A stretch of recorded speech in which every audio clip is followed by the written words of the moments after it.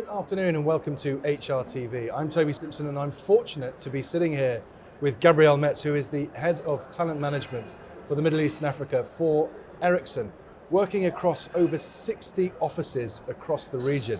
So Gabriele, my first question has to be, you moved from the German office straight into this multicultural melting pot of the Middle East 11 years ago, so you've been here some time. Tell me about that initial experience of moving to the Dubai office. Well, it was quite an experience, I must say. Again, being German, one of the typical stereotypes, of course, that people connect with Germans is the punctuality. So I always thought time is black and white, like 8 o'clock is 8 o'clock. So a couple of months after I moved here, I had a wine and cheese party and I invited friends over, and they were all coming from different places. And it was 8 o'clock, and I remember very vividly, actually, that at 8 o'clock no one was there, of course. At 8:50 no one was there. I'm telling you, at 8:45 I was totally freaking out. I was like starting to text people, and the first people really showed up at 8:45 and the last people came at 9:30. So my first lesson was time is not black and white, even time is depending on interpretation. Absolutely. Well, I'm sure you've adapted in the 11 years since you've been here. Tell me a bit about the journey of talent management over those 11 years. What's changed and how has the talent management team had to react to that? One of the things I've noticed is that talent management in the past was very much about performance management mostly. I mean, this was one of the top themes actually in the early stages of talent management. Also, engagement was definitely a theme, but the way we drove it was so different. And I think that is why, or where I see the biggest difference is really how we're driving, for example, some of these major processes. And for both systems, I mean, we heard Peter Capelli talking about agility a lot today. Both systems increased agility significantly. So I think that was one of the biggest changes I've seen. Fantastic. Now, you do have, I've touched on diversity already, but it is striking because I understand you work with over 70 different nationalities, which is impressive. And I imagine that makes your job a real handful given the cultural differences, the operating differences, the difference in expectations. So the question for you, is diversity at Ericcson, is that just a nice thing to have? Is it really a CSR initiative?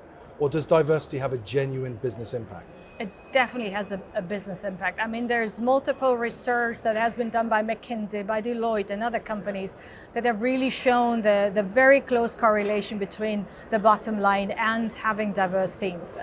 In Ericcson, for example, a couple of years ago, we have done our own research and we looked at the customer satisfaction stats and put them in correlation with our employee engagement stats, and we saw a huge correlation between the two. So diverse teams, for example, had more innovation, had higher customer satisfaction. So we could really see as well the direct linkage even within our own organization. Oh, fantastic. Now, Gabby, a little bird has told me that you're actually responsible for Ericsson's much vaunted team coaching process itself.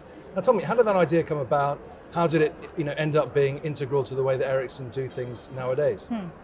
I'd say the idea came from my own passion, actually. I have always been passionate about coaching, and then about 2 years ago, I started my coaching education, or 3 years ago, actually. And last year, around the summertime, I needed to start practice team coaching. And I found one of our executives, she asked me a question and she said, I want to do team building. Ericcson at that time had just reorganized a lot and there were a lot of new teams and leaders. And I said, listen, I have a great idea that combines your need with my need. Do you mind actually just giving me a chance to coach your team? And she said, she was very courageous, and she said, yeah, absolutely, let's give it a try. So that was, I would say, a great opportunity for me to try it out. And she loved it so much that afterwards I asked her to speak with the entire executive team, and then people just came to me. So it was kind of it happened automatically, and it was great that Ericcson gave me the opportunity at the same time as there was a huge business need, and the leaders came back and said it really impacted their productivity, it really impacted the way people were able to collaborate, to communicate, so they saw the immediate impact after the interventions that I ran.